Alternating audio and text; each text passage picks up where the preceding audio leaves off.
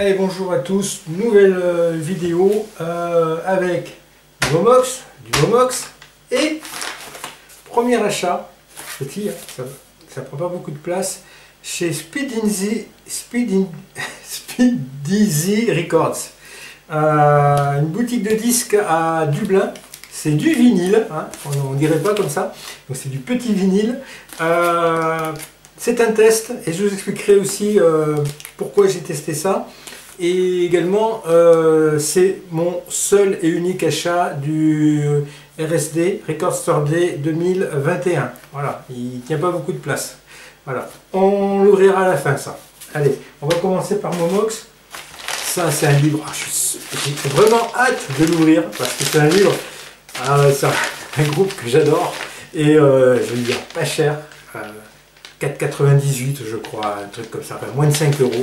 Donc j'espère qu'il est bien en français et que il n'est pas abîmé ni rien. Donc, on va l'ouvrir en deuxième et on va commencer par le plus traditionnel.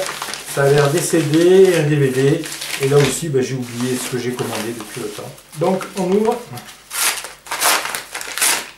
Allez. Pas énormément dedans. Ah, il y a du maxi CD. Ah ben voilà. Donc ça c'est le parfait complément à ma vidéo sur Björk, Play-Dead, que Momox n'avait pas en pressage européen. Du coup, pour la première fois depuis que je commande chez eux, ils m'ont fait un bon de réduction. C'était 4 € et quelques je crois de mémoire. Et que j'ai utilisé entre temps. Et donc je l'ai recommandé, j'ai refait une commande et où j'ai pris le pressage anglais. Voilà. Non, c'est le pressage anglais ça. Bon, c'est pas précisé en fait. Alors dessus il y a Play-Dead, 45 tours, Play-Dead Tim Simenon Orchestral Mix, Play-Dead Tim Simenon 12 Inches Remix, qui est génial, je crois que c'est celui-là qui est génial. Et Untitled Play-Dead, Original Film Mix. J'aime beaucoup ce titre. Franchement, c'est un très très bon titre. Et apparemment, c'est une BO Harvey Keitel, The Young Americans. Donc, je connais pas le film. 1993. Bon. Voilà. Premier, j'ai pas regardé l'état du CD. On va le regarder. Ça va, il est sale. Hop. Voilà, toujours le soleil qui joue à cache-cache chez moi. J'ai fermé les volets parce qu'il y avait trop de soleil et là ça y est, les nuages sont arrivés. Queen, A Night at the Opera. Et j'ai fait la bonne pioche, 2,80 € je crois, Queen, A Night at the Opera. Elle est en très bon état. Et fait la bonne pioche, pourquoi? Parce que j'avais commandé d'autres Queen entre temps, et chez Momox et chez un autre vendeur, sur Discog. Et je m'en rappelais absolument plus. Et heureusement, c'était pas une Night at the Opera que j'avais commandé. J'avais commandé The Miracle et je sais plus quoi d'autre. Jazz, je crois, et je crois encore un troisième. Et je me rappelais plus.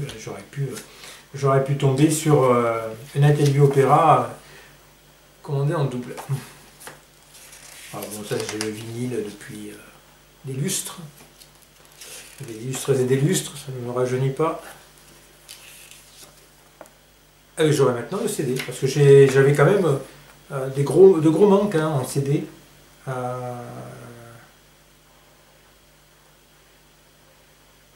Et c'est le premier Queen, voilà, premier Queen que j'ai acheté. Le premier Queen, Jazz. Et donc là, United the Opera, et celui qui n'est pas dessus, The Miracle. On va regarder. CD, parfait état. Moi j'ai arrêté d'acheter que très bon état. Je vais mettre un peu plus de lumière. Ouais, j'ai arrêté d'acheter en parfait état chez eux, parce que parfait état ou bon état, j'ai l'impression que c'est le premier disque qu'ils attrapent. Voilà. Ah oui, c'est vrai, j'avais commandé Shangri-La de Mark Knopfler. C'est un très bon album que j'avais eu il y a longtemps et qui était rayé, je crois. Donc du coup, je l'avais pas conservé. Et ben là, j'ai pensé à le racheter. Et ils disent limited édition bonus DVD. Donc en plus, c'est une édition limitée. Donc là, c'est à moins de 4 euros, ouais, tout ça. Hein. Il y a un épais livret. Sympa. Bon, les textes des chansons. Je vais sauter une page. Ouais. Bon, les couleurs qui changent, c'est tout. Pas beaucoup de photos mises en page que honnêtement que j'aurais pu faire moi-même. Ça. Hein. Ah ouais, il n'y a aucune photo. Juste un fond jaune, vert, bleu. Voilà, c'est triste. Bon, heureusement, il y a un petit dessin de plage et de palmier à la fin, mais... Tac. Alors, donc, premier CD, ouais, ça s'ouvre. Ah, c'est bien, c'est dans un boîtier plastique, donc ça c'est bien. Donc moi j'avais eu l'édition, mais l'édition simple à l'époque. J'avais dû acheter sur un vide-grenier, je pense. Ah, pas mal.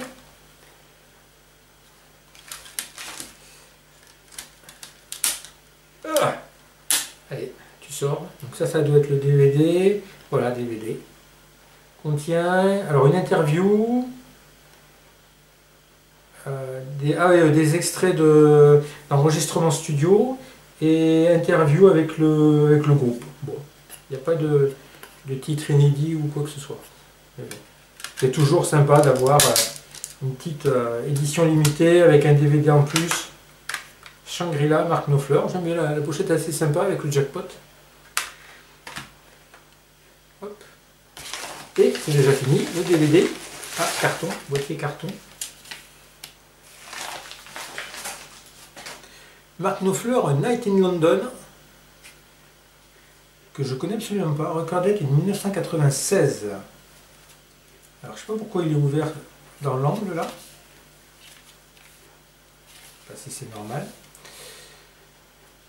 Darling Pretty, Walk of Life, voilà, j'avais pris parce qu'il interprète entre autres des morceaux de Dire Straits, que je connais mieux, je connais beaucoup mieux Dire Straits que la discographie de Mark Knopfler, même si j'ai pas mal de CD, j'ai recommandé aussi un maxi vinyle qui doit arriver.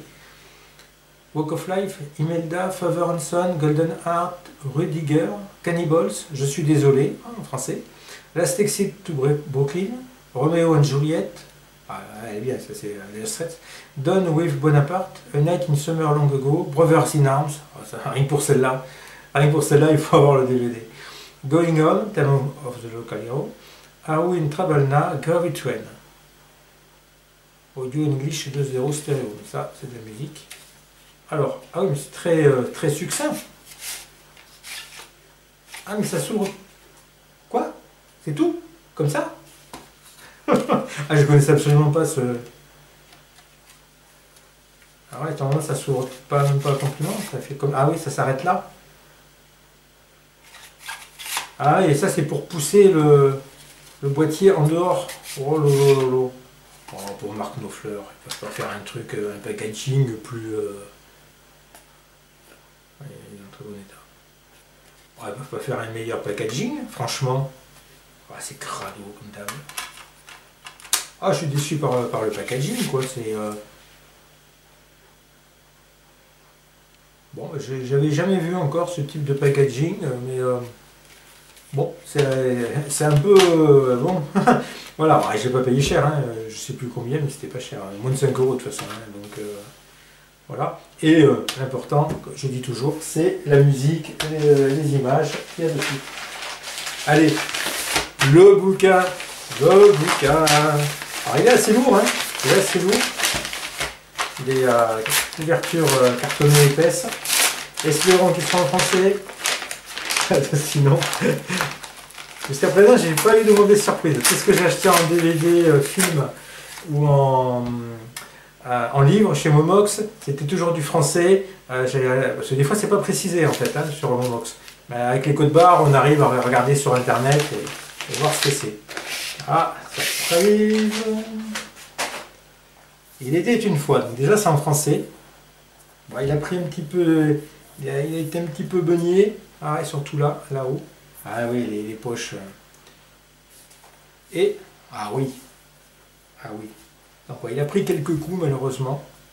Ah ouais, bien là. On peut le voir. Je ne sais pas si la caméra on le voit bien, mais ouais. C'est dommage, hein. Je suis sûr que c'est le défaut d'emballage. Hein. Il doit partir nickel de chez eux. Mais je suis très très content de l'avoir. Je suis un grand fan de Dépêche Mode. J'arrive pas ce livre, qui devait être à combien quand il est sorti? Il va y avoir le prix. Non, il n'y a pas le prix. Je crois que normalement les prix sont pas libres pour les livres. Donc, il était une fois des futuristes en provenance de l'improbable ville nouvelle de Basildon. Après, il y a l'étiquette, je ne peux pas lire. Ian Gittins, donc c'est celui qui a écrit le livre, a rencontré Dépêche Mode et écrit sur ses membres durant ses 35 années de carrière en tant que journaliste musical pour le compte de titres de presse tels que Melody Maker, Time Out, Q on the Guardian. Alors j'avais voulu acheter un autre livre sur Dépêche Mode qui s'appelle Monument, qui est une somme. C'est le livre, il fait le double de ça. Hein. Déjà c'est épais, mais il fait le double, même le triple, je crois. C'est toute la discographie du groupe. Je crois qu'il y a aussi des interviews dedans. Enfin. Donc je l'avais acheté, j'avais trouvé en Angleterre, parce qu'il n'est pas sorti en France, donc il n'est qu'en anglais, ou dans d'autres langues, mais pas en français. Donc j'avais acheté dans une boutique anglaise qui vendait en ligne. Je le reçois, super content, écrit en allemand. Alors déjà, l'anglais, j'ai un peu de mal, mais alors l'allemand... Donc du coup, je l'ai retourné, ça va, c'était... Donc du coup, j'ai au moins un livre, enfin j'ai déjà plusieurs livres sur Dépêche Mode, mais je vais en avoir un de plus écrit en français, donc ça c'est très bien. Dépêche Mode, foi et dévotion. Foi et dévotion, Ian Gittins.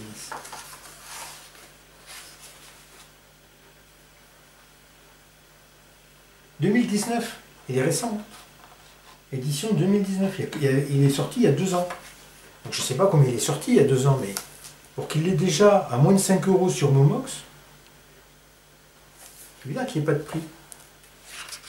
Pas de prix. Sommaire. Introduction des outsiders de l'art. Et oui, parce qu'ils avaient fait je crois, Dave Gahan et... peut-être pas Dave Gahan, c'est Martin Gore et Alan Wilder. Pas Alan Wilder, comment il s'appelle déjà? J'ai oublié son nom. Je crois qu'ils ont fait une école d'art. Les murs de Basildon, arrivée et départ, dans le cadre, travail dans le bâtiment. Travail dans le bâtiment. Dépêche Uber Alès, Good Evening Pasadena, sur l'album 101.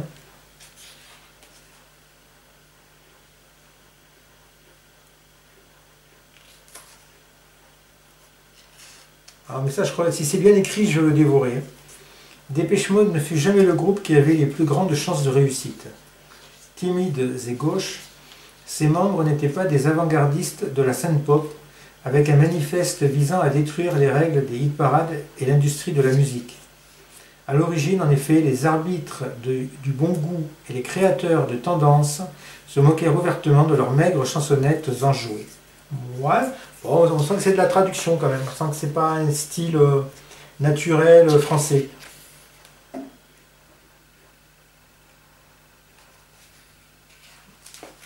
Il y a de belles photos, les murs de Basildon. Bon, je ne vais pas vous passer tout le livre en revue. Je le découvre, hein, je l'avais encore jamais vu. Ah, Alison Moyette. Ouais, elle fait bouffi là, Alison Moyette. Alison Moyette qui dit Vince ressemble à un canard. Alors, elle se moquait de. je m'en vois un peu parce que c'est un petit peu loin les photos. Paul Simon et Art Garfunkel. Bowie. Heroes fut l'audition involontaire de Dave Gahan pour son entrée dans le groupe. Ah oui, il y a une très belle anecdote là-dessus. C'est que Dépêche Mode n'a quasiment jamais repris, voire jamais repris de titres d'autres groupes.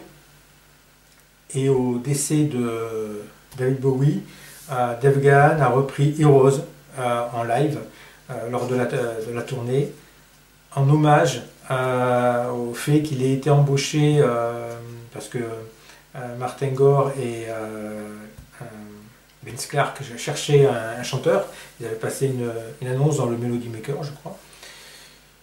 Dave Gahan a postulé et pour l'audition, il a chanté Heroes de Bowie et suite à ça, il a été embauché.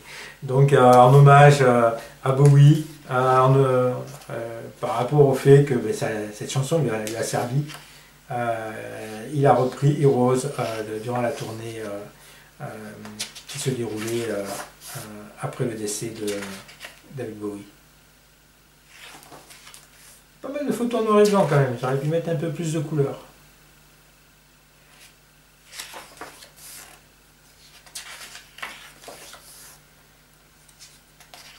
Vince Clarke.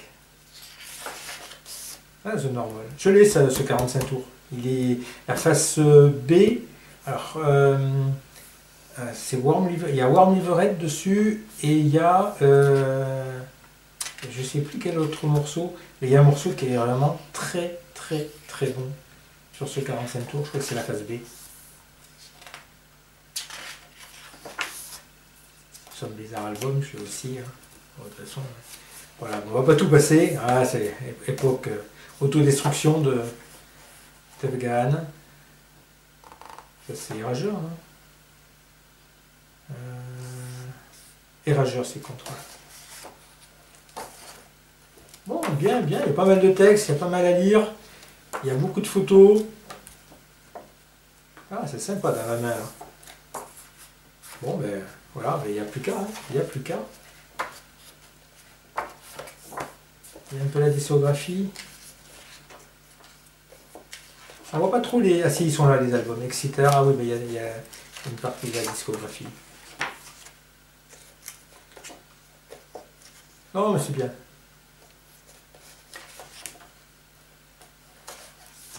Donc très content d'avoir l'album. Bon, il a pris des chocs, hein. Une pochette matelassée, c'est insuffisant pour, surtout pour un livre qui pèse son poids. S'il tombe, ben poum, forcément dans les coins. Voilà.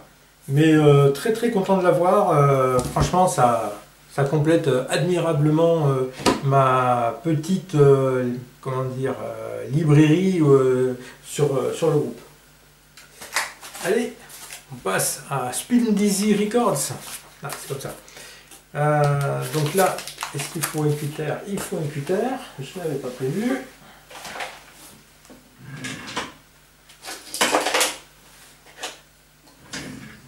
Hop. Alors, on va essayer d'ouvrir ça proprement. Donc c'est un 45 tours, hein, vous l'avez deviné, hein, au format. C'est un 45 tours. Alors, ça s'ouvre comme ça. Alors, pourquoi acheter en Irlande? Tout simplement parce que il y a des frais de douane dorénavant. Il est sorti qu'en Angleterre, ce 45 tours. Et il y a des frais de douane dorénavant pour l'Angleterre au-delà de 22 €. Et il m'a coûté 25, je crois. C'était 25 €. Donc, je voulais déjà que c'était cher pour un 45 tours. Et je voulais bien sûr pas de frais de douane. Et en plus, au 1er juillet, il y a des frais de douane, non plus à partir de 22 €, mais à partir du 1er euro. Voilà, c'est bien fermé. Et donc c'est en même temps un test, en me disant que s'il n'y a pas de frais en achetant en Irlande, comme ils ont les disques anglais, hein, ben pourquoi pas, au lieu d'acheter en Angleterre, acheter en Irlande dorénavant. Après, voir si les prix sont aussi compétitifs, c'est à voir. Mais déjà, c'est très bien emballé, Spin Dizzy Records. J'ai reçu dans un délai normal. Je ne me rappelle plus quand est-ce que j'avais commandé, mais oh là là là là, mais c'est refermé encore là. Ah, je peux pas le sortir. Alors, vous allez voir, c'est une artiste, à mon avis, que vous ne connaissez pas. Et pourtant, qui fait de la musique depuis les années 70. Hein. Mais qui est très discrète. Ça va, c'est pas le disque que j'ai retiré. Allez, il arrive. Il arrive. Ah oui, je l'aperçois. Allez, tac. Donc on a encore un emballage. Encore avec un carton en plus. Oh là là là là. Bah, ça c'est bien par contre. Très très bien. Je vais leur demander de donner des cours à Momox. Hein. Voilà. il est... Ah oui, il est dans une pochette plastique avec un morceau de carton. Le disque est peut-être sorti, non? Alors, tac. On va mettre là. Ah oui, il est emballé. Il est emballé. Alors, Suzanne Ciani, Xénon. Alors, qui est Suzanne Ciani? Suzanne Ciani, c'est quelqu'un qui fait de la musique électronique. Elle est parmi les pionnières, en plus en femme. Dans les années 70, elle fait beaucoup de bidouillage à partir de... Il y a des vidéos sur elle, sur YouTube, où on la voit, elle branche des fils, il y a des boutons, enfin il y a des consoles de mixage, je ne sais plus ce que c'est, les instruments, je ne sais pas si c'est marqué, il y a un petit texte sur elle en anglais, mais en tout cas, donc elle utilise du synthétiseur. Je ne sais pas s'il y a d'autres, il n'y a pas les noms des instruments. Un oscillateur, donc oscillateur, je ne sais pas si on dit comme ça, et un wider scope. Alors, je ne sais pas trop ce que c'est un wider scope, pour sampler. Voilà. Voilà. Et donc elle a été demandée par une marque de flipper pour faire le son d'une machine, d'un flipper de chez Bally. C'est une première, et je crois que c'est même la seule fois où quelqu'un qui est dans la musique, en plus dans la musique expérimentale à l'époque, la musique électronique, donc là c'est en 1980, et ah ouais, ça c'est ma hantise quand j'ouvre. Non. Ah là là là là là là là. Je ne sais vraiment pas les ouvrir, ça y est, j'ai allumé. Donc on va couper, je vais ouvrir calmement avant de tout déchirer. Donc ça y est, c'est ouvert. Donc là on aperçoit en fait le rond central du disque avec le X du Xénon. Et donc c'est la musique du flipper. Donc c'est un flipper qui est majoritairement bleu. Le disque est, il est curieux, je pense qu'il a frotté contre la pochette. Donc un beau disque bleu qui rappelle un bumper, vraiment un bumper du Xénon. Pour ceux qui connaissent les flippers, voilà, j'y jouais dans ma jeunesse. Suzanne Ciani, Xénon, donc face 1 on a Xénon Long Effect, donc les effets longs. Et en face B, les vocal effects, parce qu'elle a fait aussi les sons, c'était le premier flipper parlant chez Bally. Et on a également Xénon Short Effect, donc les effets courts du flipper. Et ça a été une révolution à l'époque d'avoir un flipper avec de tels sons. C'était une carte son spécifique pour ce flipper, pour accepter ces nouveaux sons électroniques. Voilà. Ouais, donc le disque est un petit peu usé, un peu curieux. Je pense qu'il a frotté à l'intérieur de l'emballage. Voilà. Je suis très content de l'avoir, même il m'a coûté cher, hein, forcément. Mais voilà, je le voulais absolument. Donc, il est mien. Il est mien. Voilà. Et donc elle a fait beaucoup d'albums, Suzanne Ciani, musique électronique, musique expérimentale. Il y a une vidéo où elle apparaît dans un show télé au début des années 80, où elle fait des sons étranges en direct, voilà, à partir d'une machine, à partir de sa voix. Voilà, c'est une pionnière, au même titre que l'étaient d'autres musiciens de musique électronique. Hein, voilà, c'était des bidouilleurs, hein, un peu à l'époque. Voilà. Donc très content, beau 45 tours qui enrichit ma collection. Voilà, et bien écoutez, je vous dis à une prochaine. Merci.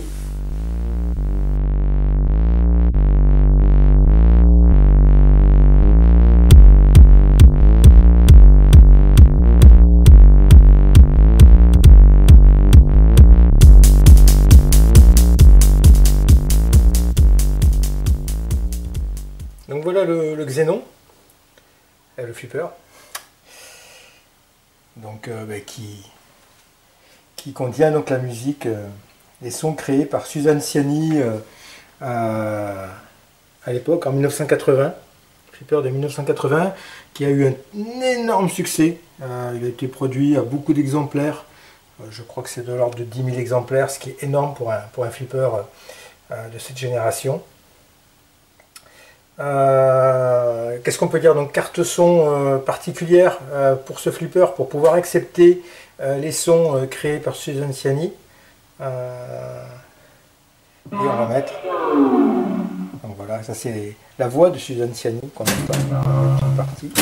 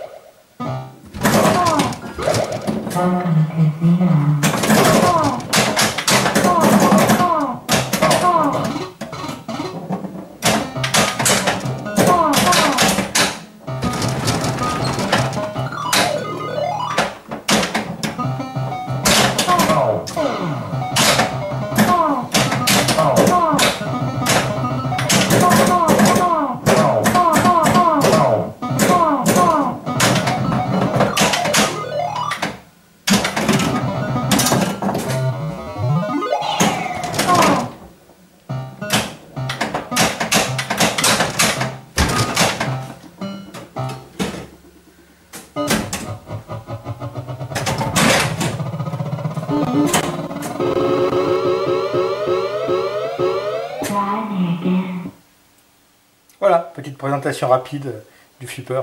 Je suis grand fan du flip. Voilà, tac, un autre de mes dadas. Voilà.